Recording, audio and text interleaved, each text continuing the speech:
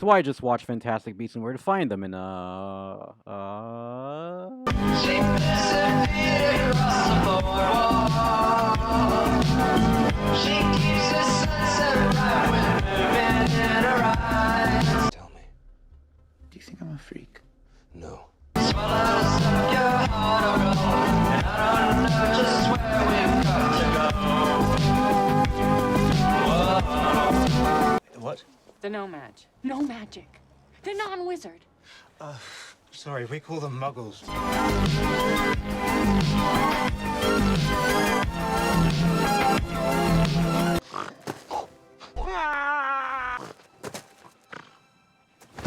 Yeah, it was a lot of fun. Apparently they're doing 5 more movies of this, but I'm sure they'll do it just fine. So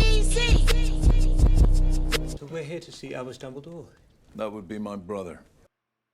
What?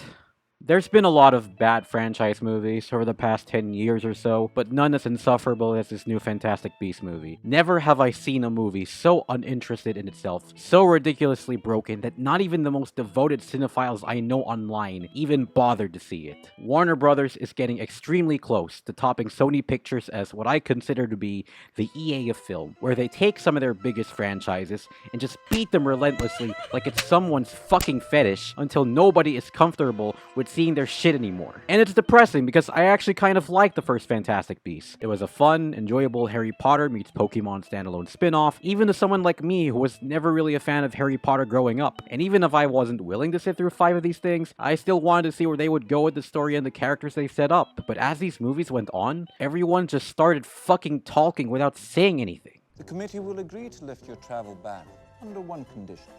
You joined the ministry. Specifically, your brothers share an ancient bloodline. Shared. That's the only thing we shared. Dumbledore sent you.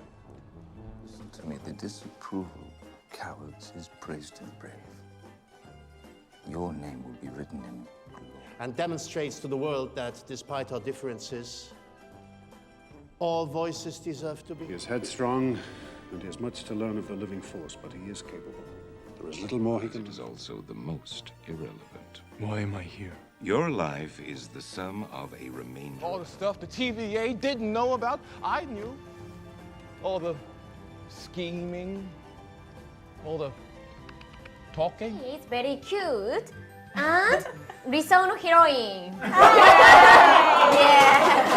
Yeah. You also have to remember that J.K. Rowling has been a very sussy person as of late. I think everyone knows by now about her weird changes to the Harry Potter franchise, which pushed her into a downward spiral of even weirder transphobia. And when Daniel Radcliffe, the main star of every movie adaptation based on your own franchise, whose audiences had grown up with for over 10 years worth of storytelling, when even he doesn't agree with your opinions, that's when you fucked up. And speaking of sussy people in this movie. So because of J.K. Rowling's transphobia, and because the last Fantastic Beasts movie wasn't pretty good either, it's kinda safe to say that nobody actually fucking cares for this movie. Not even the movie itself seems to care, like an abomination begging to be put out of its misery. Swivel, but delicately.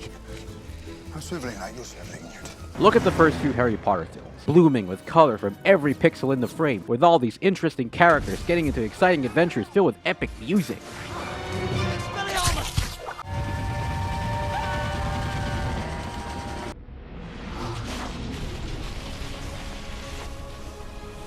Now look at this new Fantastic Beasts movie.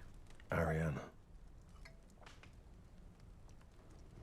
Mother claimed it calmed her.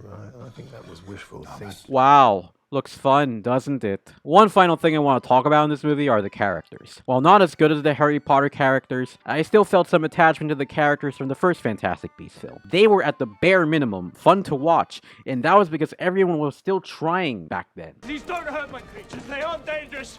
Please, they're not dangerous. I even shipped Newt and Tina. I rooted for Queenie and Kowalski to fall in love, which is something I rarely do when I watch a movie. It wasn't until Your Name when I actually rooted for a romantic relationship between two main characters, and that was because they were actually interesting people with arcs. We wanted to watch them succeed. In this new film, Tina's arc is just straight up non-existent. Tina's been promoted. She's very, very busy. Queenie got all the fun sucked out of her character, and Newt barely even catches weird creatures anymore.